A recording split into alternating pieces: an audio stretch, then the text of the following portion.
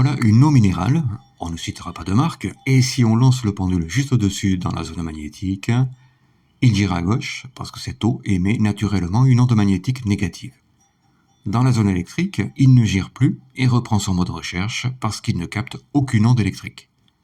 S'il ne capte pas l'onde naturelle de l'eau de source, qui est électrique négative, c'est parce que cette onde a disparu depuis bien longtemps, depuis le jour même où on l'a mise en bouteille. Et dans tous les cas, l'eau de source perd ses propriétés naturelles au bout de 24 heures seulement. Les radiesthésistes ont l'habitude de charger l'eau avec leur pendule, c'est-à-dire lui redonner ses propriétés naturelles pendant quelques instants, juste le temps de la boire. Pour ça, il suffit de lancer le pendule au-dessus de l'eau et lui donner un mouvement de giration volontaire vers la droite pendant quelques instants, tout en ayant une pensée positive.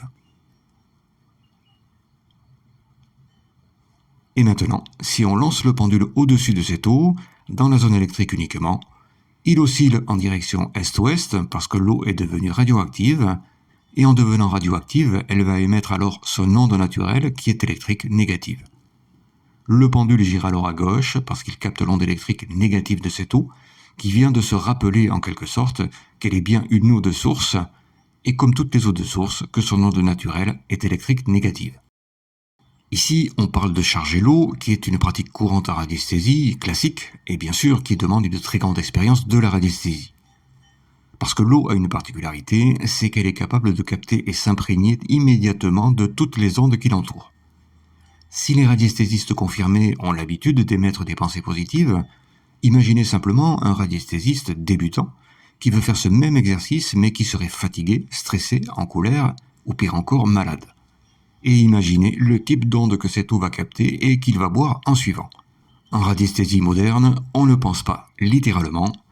On n'émet donc aucune onde parasite qui viendrait fausser les résultats de nos recherches. Par contre, on connaît le fonctionnement de toutes les ondes de la nature, et chaque fois qu'on effectue une recherche, quelle qu'elle soit, on va céder d'autres ondes.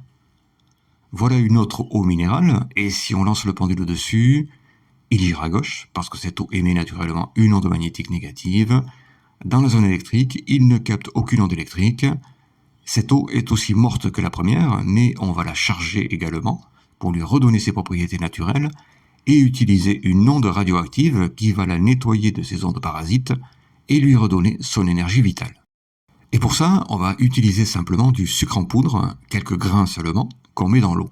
On lance le pendule dans la zone électrique, cette fois, il oscille en direction est-ouest, et il gira à gauche parce que, comme tout à l'heure, l'eau est devenue radioactive et qu'elle émet à nouveau son onde électrique négative. Et cette fois, on est certain que l'eau n'a pas capté de mauvaises ondes puisqu'on a pensé strictement à rien et qu'on s'est servi uniquement des propriétés naturelles des ondes du sucre qui sont naturellement radioactives et dont la longueur d'onde est de 8 mètres, la longueur d'onde de la santé. Et on peut même remplacer ces quelques grains de sucre blanc par du sucre de canne et cette eau serait bonne à boire pendant plusieurs heures d'affilée. Et on pourrait également placer cette eau sur une fleur de vie qui émet également une onde radioactive, mais dans ce cas, il faudrait attendre une dizaine de minutes environ avant qu'elle n'agisse sur l'eau.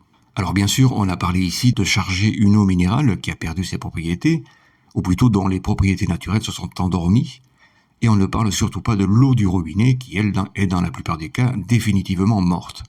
Mais même dans ce cas, et pour en être certain, il suffit de faire ce même exercice avec l'eau du robinet, et si le pendule dans la zone électrique commence à osciller en direction est-ouest, et ensuite girer immédiatement à gauche, il y a encore de l'espoir.